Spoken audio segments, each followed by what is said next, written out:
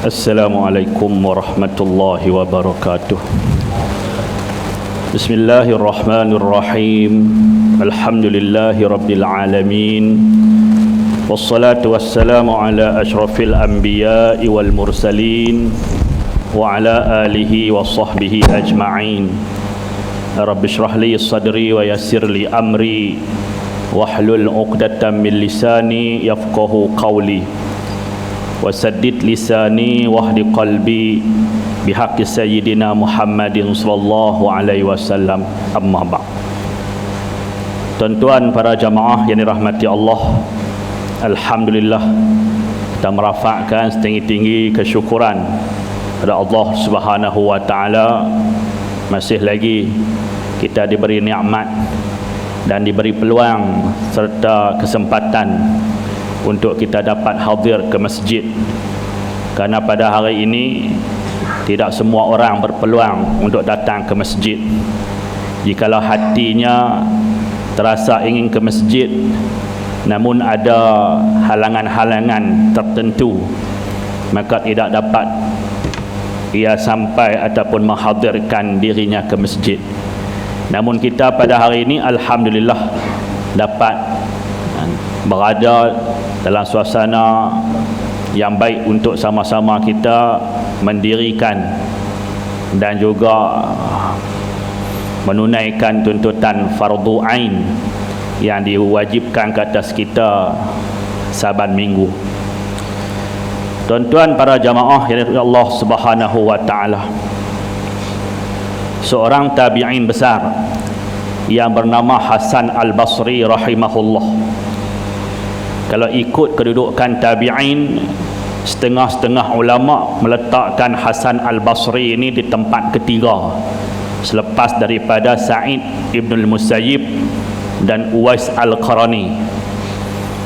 Jadi tabi'in yang utama yang disepakati oleh ulama ialah Uwais Al-Qarni, seorang lelaki dari negeri Yaman yang walaupun bukan ulama besar, malah tidak dikenali pun oleh ahli bumi, dan di kampung halamannya sendiri pun Uwais Al-Qarni ini orang tak berapa pakai dia. Maknanya orang tak berapa bergaul dengan dia, seolah-olah dia ni orang yang asing, orang yang tak berapa senta lah. Ulama meletakkan Uwais Al-Qarni di tempat pertama. Keduanya tabi'in yang ulung, iaitulah Sa'id Ibnul Musayyib yang merupakan menantu kepada sahabat yang paling banyak meriwayatkan hadis Nabi sallallahu alaihi wasallam, iaitulah Sayyidina Abu Hurairah radhiyallahu an. Jadi Sa'id Ibnul Musayyib ini memang ulama besar, tidak sebagaimana Uwais Al-Qarni. Anak muridnya ramai, berguru pula dengan Abu Hurairah yang akhirnya menjadi pak mentua dia, dan amalannya pun hebat. Sa'id Ibn Musayyib selama 40 tahun tidak pernah sembahyang melainkan dalam berjamaah, dan selama 20 tahun bila sembahyang berjamaah berada di saf pertama, tidak pernah di saf yang kedua, ketiga dan terkebelakang. Dan dalam saf yang pertama itu tidak pernah ketinggalan takbiratul ihram bersama dengan imam. Ini hebat tuan-tuan, kita boleh cerita ya. Yang ketiganya tabi'in yang terhebat ialah Hasan Al-Basri. Hasan Al-Basri ini dia merupakan guru besar di kota Basrah, dan anak muridnya ramai yang mengikuti halaqah pengajian dia.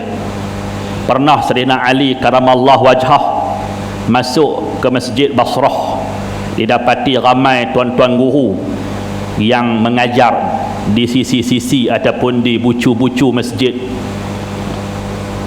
Maka Ali karamallahu wajhah ini mendatangi setiap guru yang dikelilingi oleh anak murid ini, dan dia bertanya dengan beberapa soalan.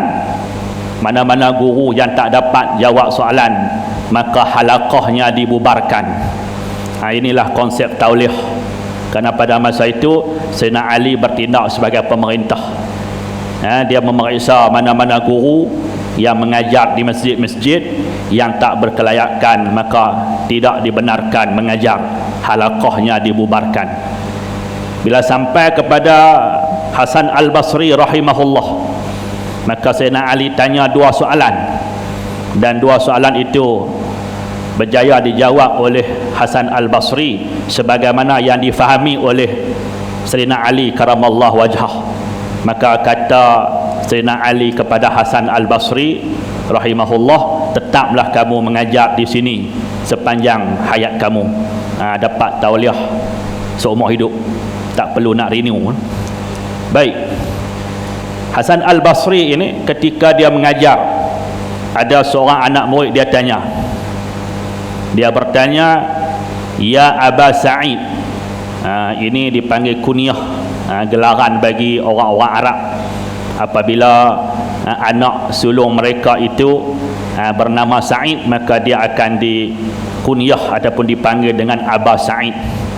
Kalau anak sulung dia Muhammad, dipanggil Aba Muhammad ataupun Abu Muhammad. Sebagaimana Sayyidina Ali karamallahu wajhah, anak sulungnya ialah Sayyidina Hasan, maka Ali karamallahu wajhah kadang-kadang dipanggil Abul Hasan.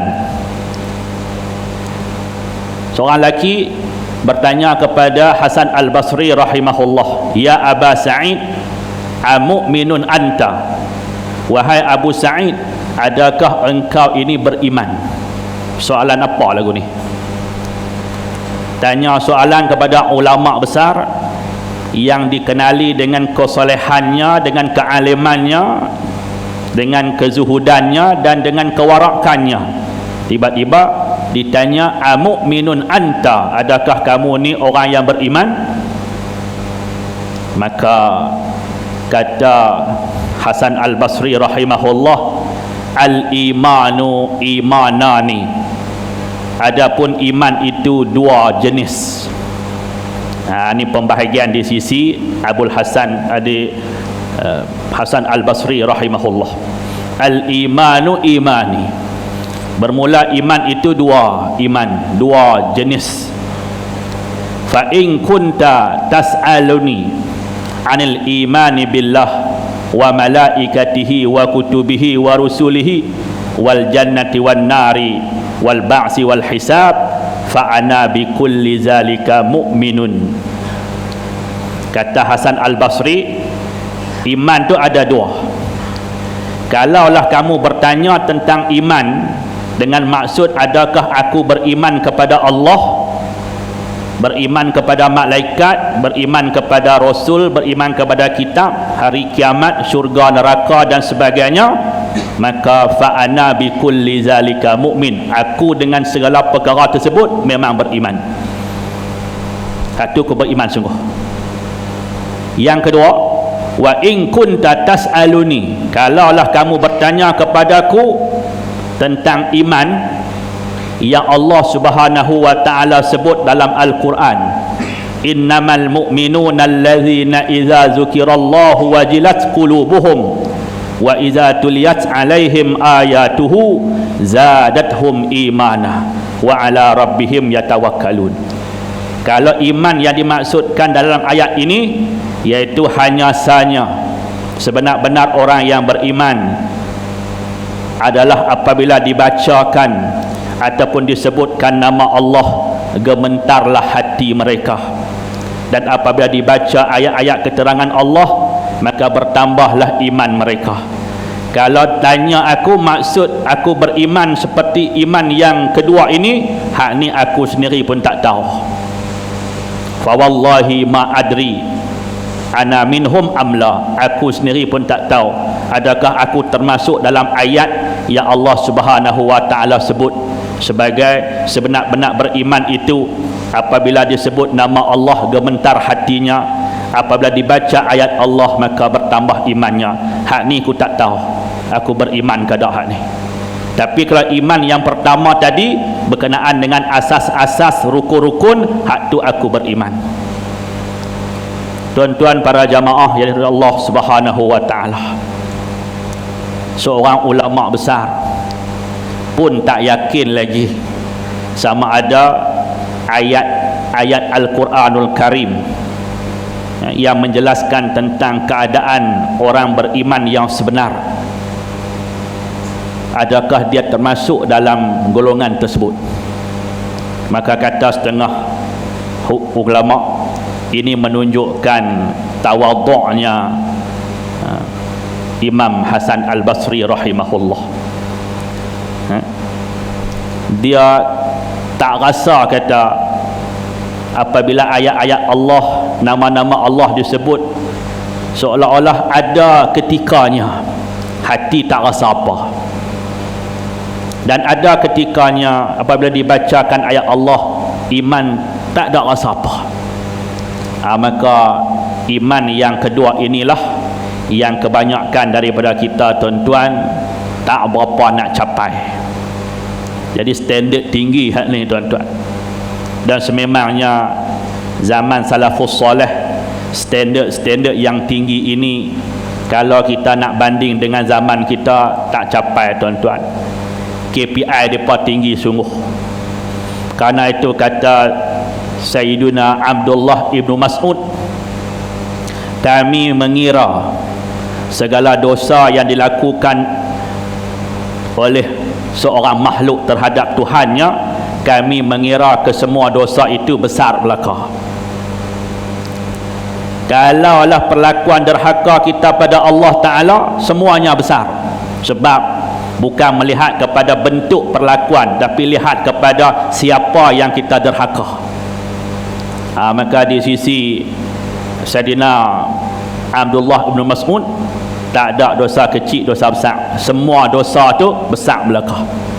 Cumanya kita ni, tuan-tuan, Imam Az-Zahabi rahimahullah, dia buat pembahagian dosa kecil, dosa besar, dimasukkan dalam kitabnya Al-Kabair, yang kadang-kadang kita baca di beberapa surau.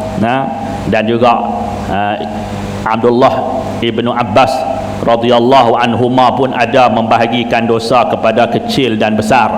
Cumanya di sisi Abdullah ibnu Mas'ud, karena tawadhu' dia tu, segala dosa yang dilakukan oleh anak Adam ini dianggap besar belaka, melihat kepada siapa yang kita derhaka.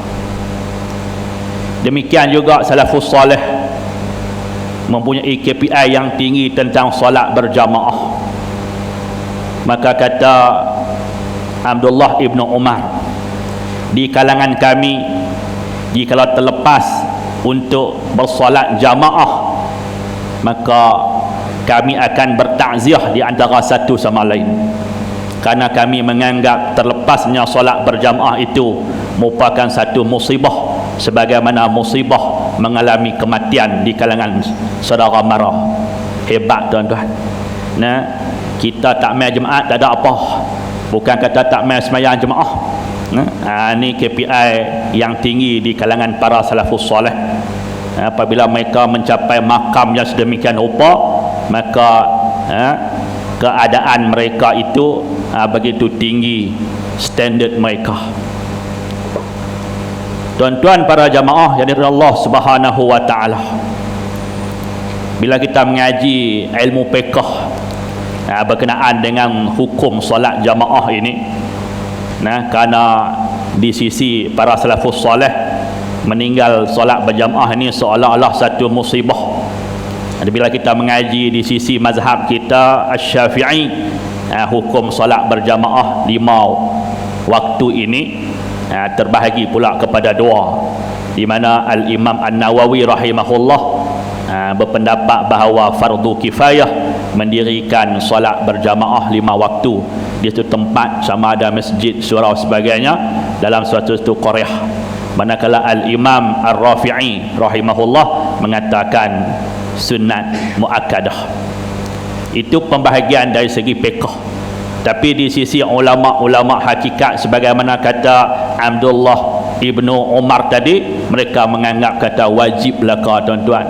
Bukan takat fardu kifayah, sunat muakkadah, malah jadi fardu ain di sisi mereka. Tu sama jugalah sebagaimana kita ni tuan-tuan ibadah korban di sisi mazhab kita ni tuan-tuan, mazhab Asy-Syafi'i hukum berkorban dan akikah itu sunat muakkadah selagi mana tidak bernazar dan sebagainya. Bila bernazar ataupun bila menentukan korban maka dia berubah kepada wajib.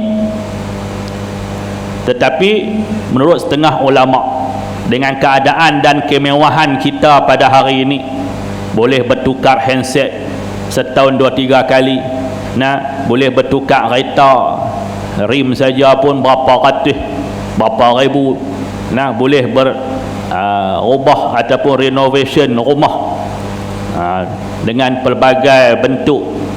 Maka seeloknya berpegang dengan pendapat dalam mazhab Hanafi, iaitu wajib bagi yang berkemampuan. Walaupun mazhab kita Syafi'i sunat muakkadah, buat korban ataupun akikah, maka di sisi mazhab Abu Hanifah wajib bagi yang berkemampuan. Boleh kata jatuh wajib belaka dah kalau ikut mazhab Syafi'i kita ni, kerana mampu belaka dah. Cuma kadang-kadang halakah ibadah ni kita berkira. Orang tanya, tak buat korban ke haji tahun ni? Tak buat terlepas buat dah. Duk kira terlepas. Sedangkan dia dituntut. Kerana itulah dalam satu hadis, sesiapa yang mampu berkorban tetapi dia tidak berkorban, maka fala yaqrabanna, janganlah dia mendekati kami pada hari tersebut. Tuan-tuan para jamaah yang dirahmati Allah Subhanahu wa taala, apabila Hasan Al-Basri rahimahullah mengatakan sedemikian, lelaki tadi pun balik. Lalu dia pun terfikir bagaimana seorang ulama yang besar pun masih lagi berbimbang akan dirinya sama ada tergolong dalam golongan mukmin yang sebenar-benar mukmin sebagaimana yang disebut oleh Al-Quranul Karim. Sama juga tuan-tuan, berkenaan dengan hadis Nabi SAW, hadis yang sangat pendek, al-muslimu man salimal muslimuna min lisanihi wa yadihi. Orang yang Islam itu ialah orang yang selamat saudaranya daripada kejahatan, sama ada kejahatan mulut lidahnya maupun kejahatan tangan kakinya. Maka jika ditanya kita, adakah kamu ini orang Islam? Maka kalaulah Islam yang dimaksudkan dengan mengucap dua kalimah syahadah, Islam agama kita disebabkan kita lahir daripada ibu bapa kita yang Islam, maka tentu kita kata saya Islam.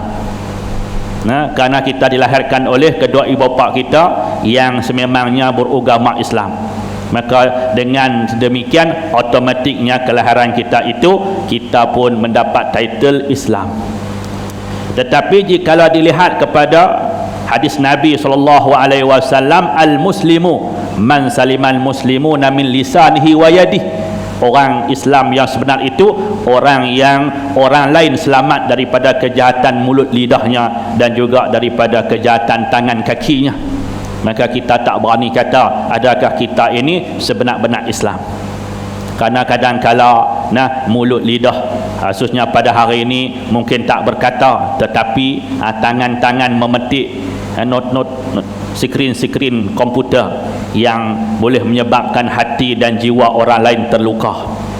Kadang-kadang perdebatan yang sia-sia berlaku di dalam medsos tanpa sengaja ataupun dengan sengaja, kita telah menguris hati rakan-rakan saudara seagama dengan kita. Maka tentunya pengertian al-muslimu man salimal muslimuna min lisanihi wa yadihi itu jauh daripada pemahaman kita. Tuan-tuan para jamaah yang Allah Subhanahu wa taala, dua soalan yang ditanya oleh Sayyidina Ali karamallahu wajhah kepada Hasan Al-Basri yang menjadikan beliau mendapat ijazah ataupun tauliah seumur hidup mengajar di kota Basrah. Dua soalan ni soalan yang mudah. Kalau tanya ke kita pun kita jawab tak ada salah, tak ada betul. Iaitulah ma malakuddin wa ma fasaduha. Apakah yang menjadikan agama itu tegak dan apakah yang menyebabkan agama itu rosak? Kalau tanya ke kita nak jawab apa? Boleh jawab belakang? Agama tu rosak dengan perlakuan demikian, agama ni tertegak dengan amalan demikian. Betul belakang? Agama tertegak dengan sifat sedemikian, agama musnah dengan sifat sedemikian, agama tertegak dengan akidah yang sedemikian, agama musnah dengan akidah i'tiqad sedemikian. Boleh jawab betul belakang. Tetapi jawapan yang dijawab oleh Hasan Al-Basri ini sama dengan apa yang ada di dalam fikiran Sayyidina Ali karamallahu wajhah, seolah-olah macam dia boleh baca apa yang sedang bermain di fikiran Sayyidina Ali. Bila Ali bertanya, ma malakuddin, apakah yang menegakkan agama dalam diri seseorang, maka kata Imam Hasan Al-Basri rahimahullah, malakuddin al-wara', yang menegakkan agama seseorang ialah sifat wara'. Bila wara' ini bukan sahaja perkara yang haram dijauhi, malah perkara yang samar-samar, yang syubhah pun dijauhi. Kerana pada hari ini kadang-kadang kita boleh kenal halal dengan haram, tetapi perkara syubhah itu suatu perkara yang sukar. Innal halala bayyinun wa innal harama bayyinun wa bainahuma umurun mushtabihat, hadis Nabi. Yang halal itu jelas, yang haram itu jelas. Di antara kedua-duanya ni ada perkara yang samar, yang semabur, kata orang Patani. Dan apa pula ma fasaduddin, apa pula yang merosakkan agama? Maka kata Hasan Al-Basri, fasaduddin at-tama', yang merosakkan agama itu ialah sifat tamak. Karena itu sifat tamak ini dia membunuh kebijaksanaan seseorang, dan sifat tamak juga akan menjadikan kita rakus terhadap hak-hak orang. Masuk dah sikit lagi. Kau berapa dah? Oh, 28 ni. Jadi ya. Jadi ya. Baik, dengan dua jawapan yang diberi oleh Hasan Al-Basri rahimahullah, maka Sayyidina Ali berpendapat sama dan sekata dengan apa yang berlegat dalam fikirannya. Maka mendapat keistimewaan lah bagi Hasan Basri untuk mengajar di kota Basrah. Saya rasa cukuplah sekadar itu tazkirah ringkas pada tengah hari ini. Mudah-mudahan dapat kita mengambil sedikit iktibar. Wallahu subhanahu wa ta'ala a'la wa a'lam. Wassalamualaikum warahmatullahi wabarakatuh.